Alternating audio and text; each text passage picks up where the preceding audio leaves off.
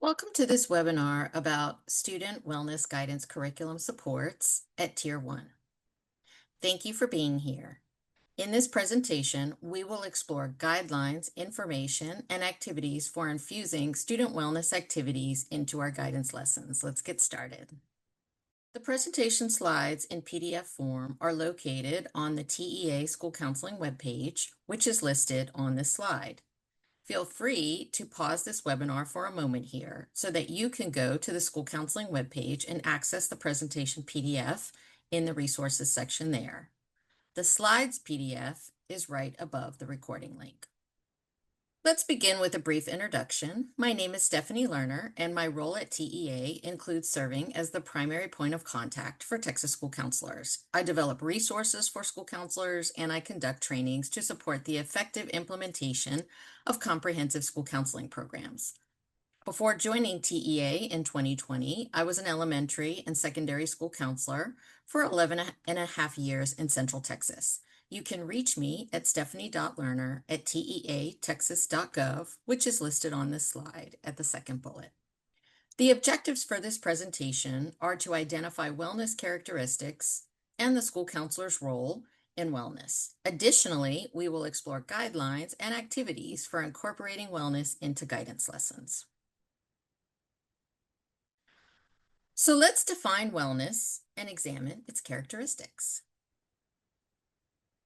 According to the Texas statewide plan for student mental health and wellness includes our emotional, physical, psychological, and social well-being. It affects our thoughts, feelings, and actions while also helping to determine how we handle stress, relate to others, and make healthy choices. The National Institutes of Health lists 6 key characteristics: positive outlook, stress reduction, quality sleep, mindfulness, healthy coping, and social connections. The ripple effect of wellness is that it allows people to realize their life potential, handle work stressors, life stressors, work and learn effectively, and contribute to their community. Mental health and wellness is important at every stage of life, including childhood and adolescence. The academic and behavioral benefits of student wellness include decreased behavior problems, improved social interactions, decreased emotional distress, and increased academic success. In other words, a safe and supportive learning environment is one that encourages student mental and emotional well-being. This is essential for Texas students to successfully learn, progress, and achieve their college career and military readiness goals. TEA strategically coordinates the agency's mental health and wellness activities to promote physical and psychological safety within Texas learning environments. Student wellness support is needed now more than ever. There has been a 10-year trend of increased feelings of hopelessness and suicidal ideation reported by Texas students. According to the Texas statewide plan for student mental health, learning loss and mental health challenges are identified as the 2 biggest issues facing students in schools as a result of the pandemic. Tier 1 guidance lessons are a key strategy to support our students. In the next section, we will explore how we can do this through the multi-tiered system of supports model, or MTSS. Consider taking a moment here to pause the webinar and reflect on what has sparked your interest so far. Or if you are watching this webinar with colleagues, take a minute to talk with them about the question on this slide. Let's turn our attention to the appropriate school counselor role and duties related to student wellness in the guidance curriculum. It is important to have a multi-tiered system of supports, or MTSS, to facilitate student wellness. As you probably know, MTSS is an educational framework that provides an intentional and systematic approach for meeting all students' behavioral and academic needs. You can find additional resources and information on MTSS at the blue link on the slide. School counselors align their Texas Model Program with MTSS by providing direct and indirect interventions at 3 tiers.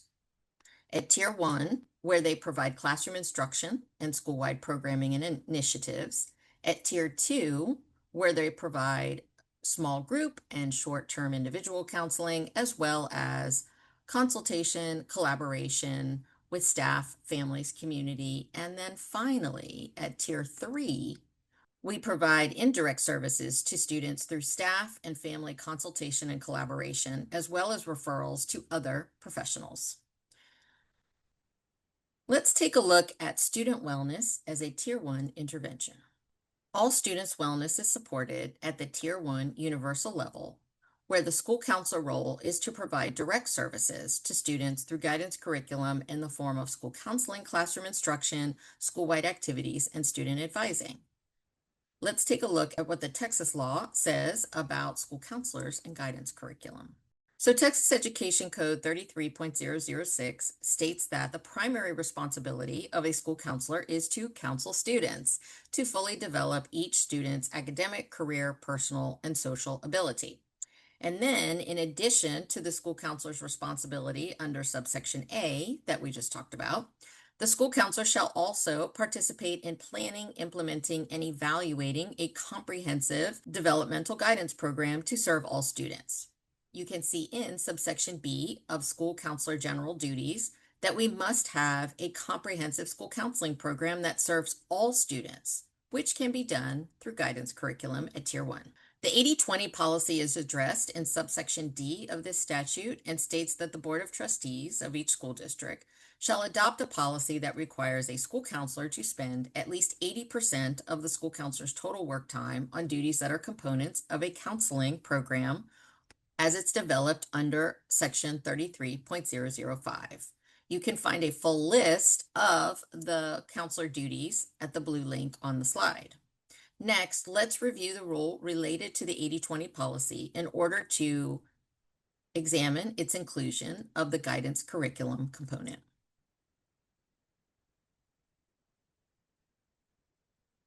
So here we have a downloadable link to the actual 80-20 rule so that you can review all the specifics of it, but let me walk you through the basics. The Commissioner's Rules Concerning Counseling Public School Students Annual Assessment of School District Compliance is located at the top of the slide. They implement the statutory requirement for school districts to annually assess compliance with the district policy requiring a school counselor to spend at least 80% of the counselor's total work time on duties that are components of a counseling program. And this specifically includes guidance curriculum. Consider for a moment, how much time are you able to spend on improving student outcomes through guidance curriculum? Next, we're going to take a look at Texas Education Code 33005 to explore the service delivery component of guidance curriculum and how it includes student wellness.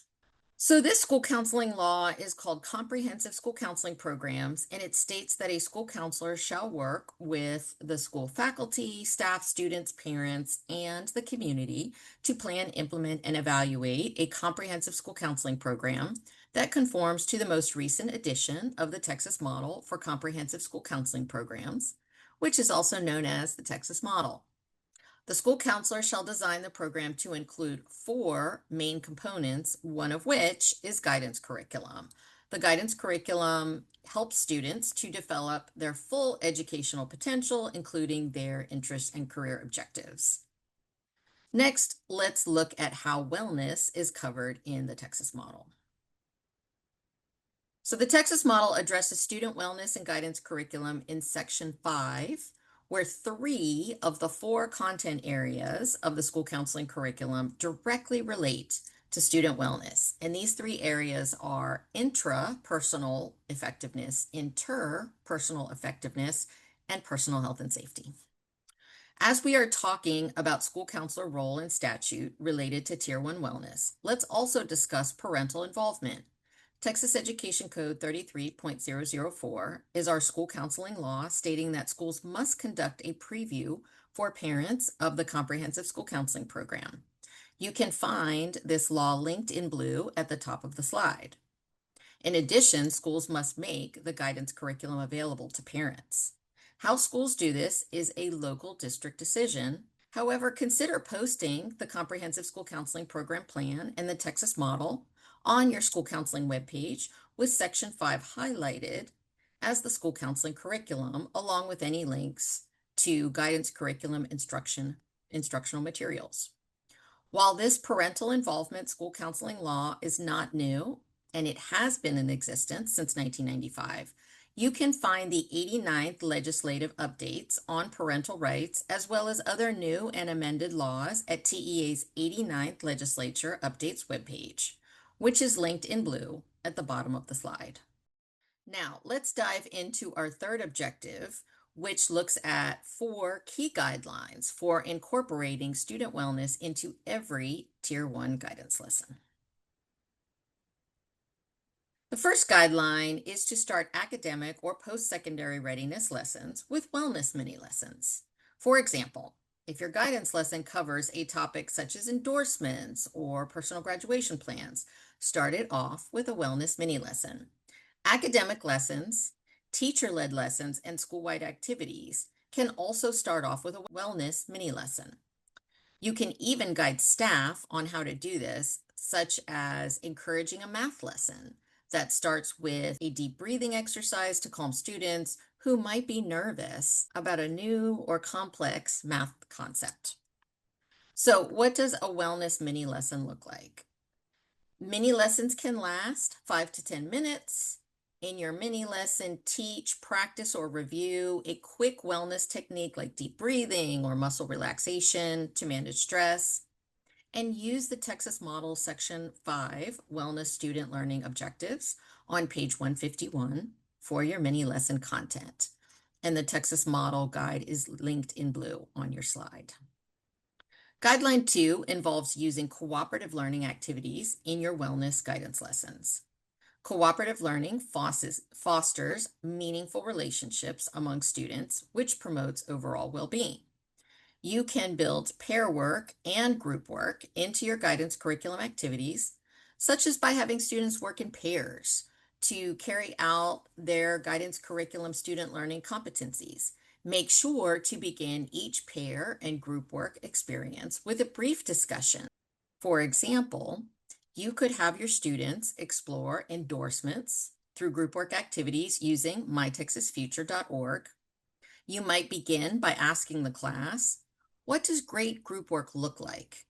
And then write their answers on chart paper for students to refer to every time you include cooperative learning activities in your guidance lessons. Also consider sharing this slide information to encourage teachers to promote wellness in their lessons through cooperative learning. Finally, cooperative learning as a wellness strategy can be incorporated into all school-wide activities, such as highlighting teamwork during field day. Guideline 3 involves striving for consistency and repetition in implementing your guidance curriculum. Since practice makes perfect, as we all know, if there is a specific issue occurring at your school, address it repeatedly in your guidance lessons with targeted wellness strategies. For example, if your students struggle with a conflict resolution role play can be incorporated into the end of every lesson, where students practice the resolution strategies of ignoring, walking away, saying an I message, or telling an adult. You may need to spend an initial guidance lesson teaching students these 4 conflict resolution steps. However, after the initial lesson, you can include a quick 3 to 5 minute conflict resolution role play at the end of every lesson. And our final guideline is to minimize interruptions during direct work with students. Work with your administration and staff to create a plan for handling student needs while you are delivering guidance curriculum to students. You can even see on the slide that page 95 of the Texas model states, if a school counselor is providing guidance lessons, facilitating a group, or meeting with a student, the campus has in place a response plan to monitor a student in crisis until the school counselor is available. It is important to identify campus personnel who can monitor and ensure that a student in crisis is placed in a safe and secure environment.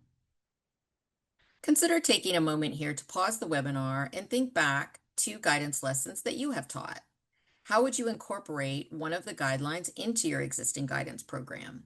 Or if you are watching this webinar with colleagues, take a minute to talk with them about which guideline will be the most challenging for you and why.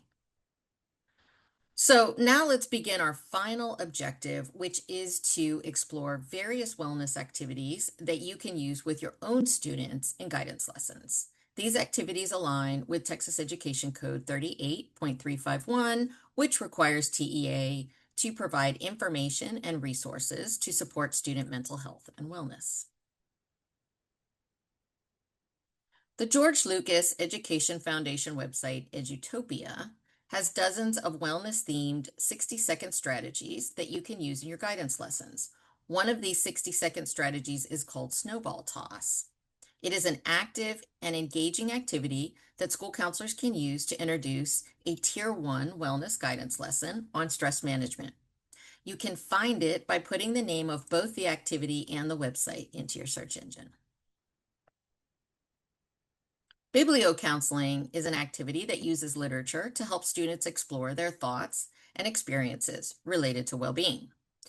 Adapt or follow these steps to facilitate bibliocounseling in your wellness guidance lessons.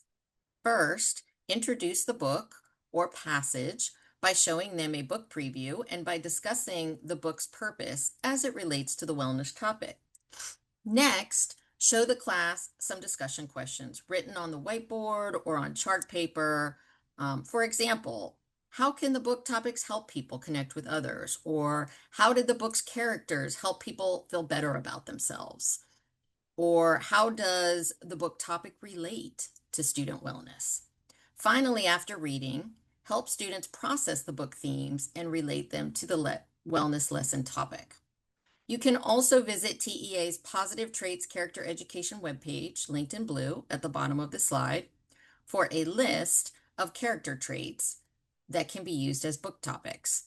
You can find both picture and young adult book selections at the Texas Library Association's 2x2 and Lone Star book lists at their website.